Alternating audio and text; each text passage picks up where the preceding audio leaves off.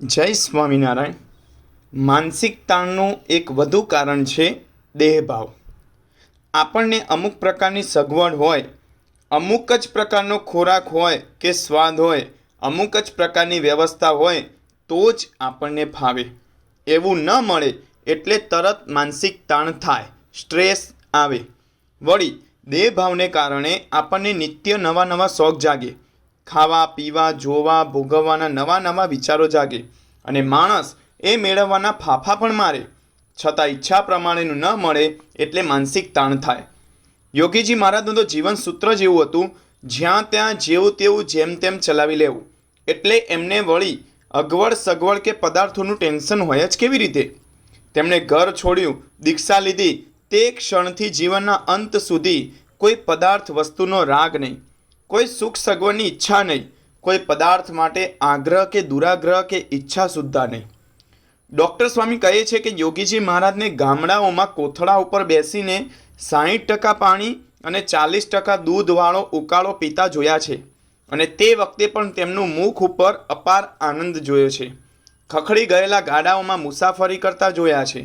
ગામડાઓમાં કોથળા ઉપર સૂવાનું હોય અને હાથનું ઓસેકું કરવાનું હોય અને એમાં પણ સવારે 4 વાગે ઉઠવાનું હોય અને ઠંડા પાણીથી સ્નાન કરવાનું હોય।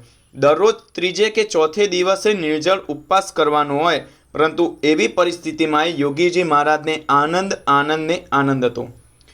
જેમણે જીવનમાં સગવડ સાધનની અપેક્ષા જ રાખી નથી, એમને ક્યારેય કોઈ વસ્તુ ન મળે તો માનસિક તાણ થાય જ કેવી રીતે? યોગીજી મહારાજને તો ઉલટું લૌકિક સુખ કે પદાર્થ ન મળે તો રાજી થાય। તેઓ કહેતા કે અહો, ભગવાન દુઃખ દે તો છાતી પહોળી થવી જોઈએ, શું ભગવાનની દયા!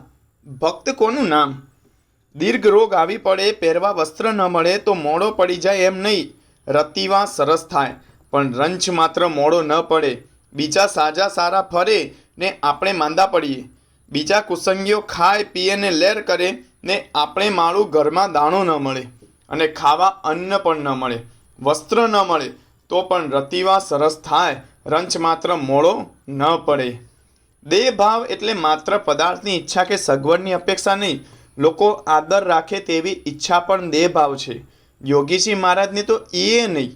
તેઓ કહેતા કે મારી કંઈ ભૂલ થઈ હોય તો મને કહેવી, તો હું સુધારું। કોઈ મને મારી ભૂલ દેખાડે તે મને ગમે, જેથી આપણે સુધરાય, પણ માન આપે તે ન ગમે, મારું અપમાન કરે તો હું રાજી।